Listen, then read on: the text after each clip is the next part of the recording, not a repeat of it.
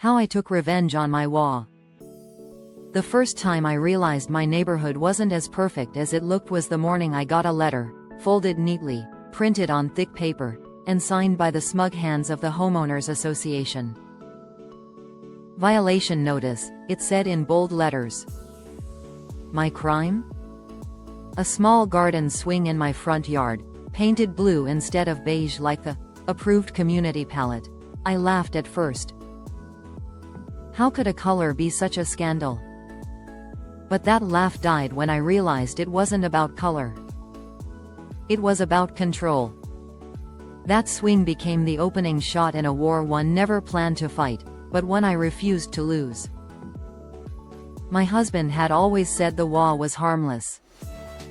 They just keep things organized, he'd say, sipping coffee behind our luxury glass windows, scrolling through his phone.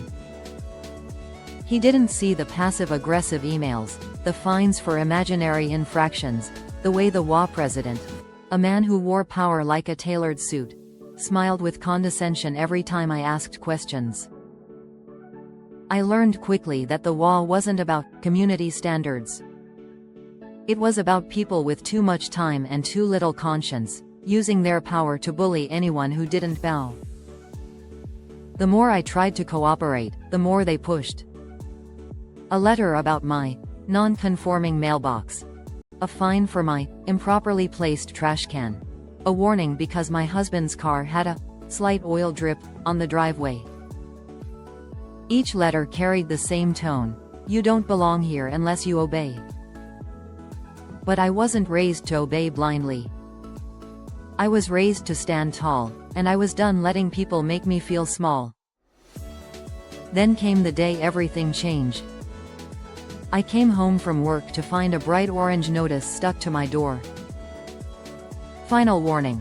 Non-compliance. The HOA had decided that my front garden, my pride, my peace, violated the community landscape design. They gave me 10 days to remove it, or I'd face daily fines. My husband shrugged, told me to let it go. But something inside me snapped. This wasn't just about flowers or fences.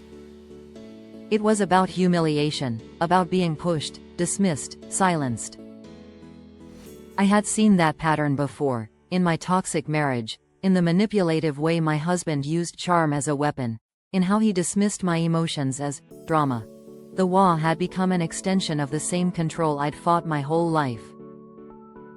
And this time, I wasn't going to play the victim. I decided to fight back, quietly, methodically, the way a betrayed wife plans her revenge after years of emotional abuse. I started reading.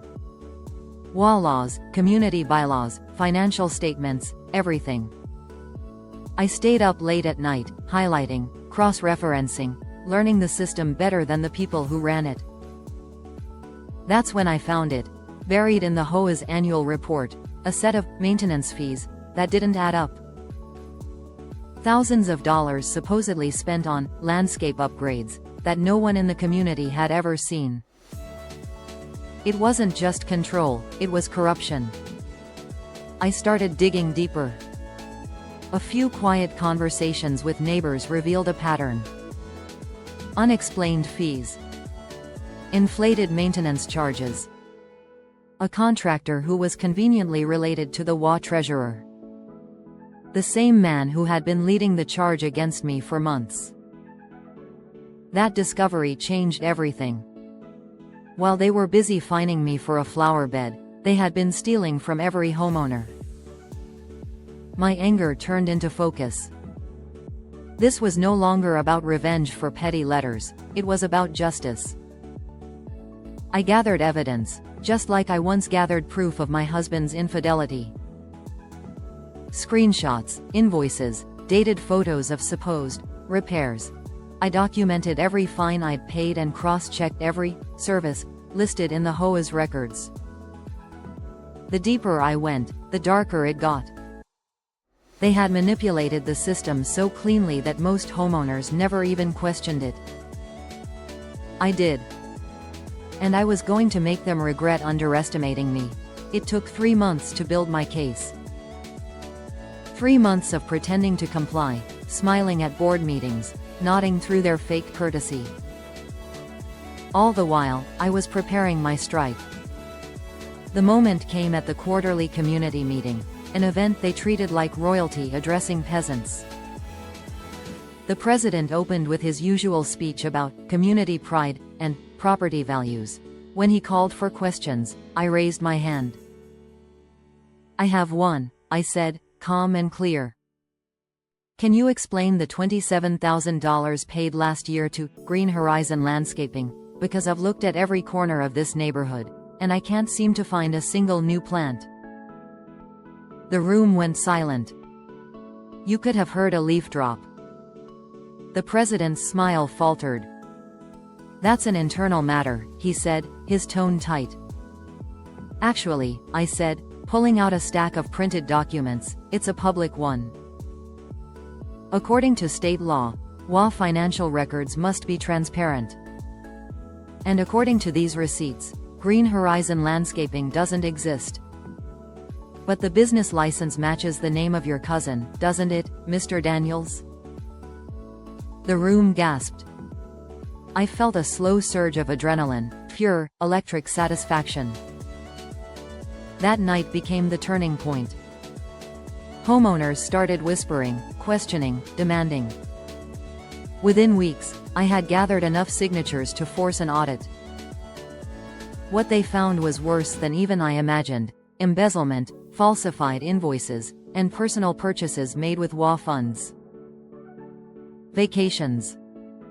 Designer suits. Even a business dinner for $10,000. Ironically, the same amount I once paid for my husband's humiliating luxury birthday dinner. History had repeated itself, but this time, I was the one in control.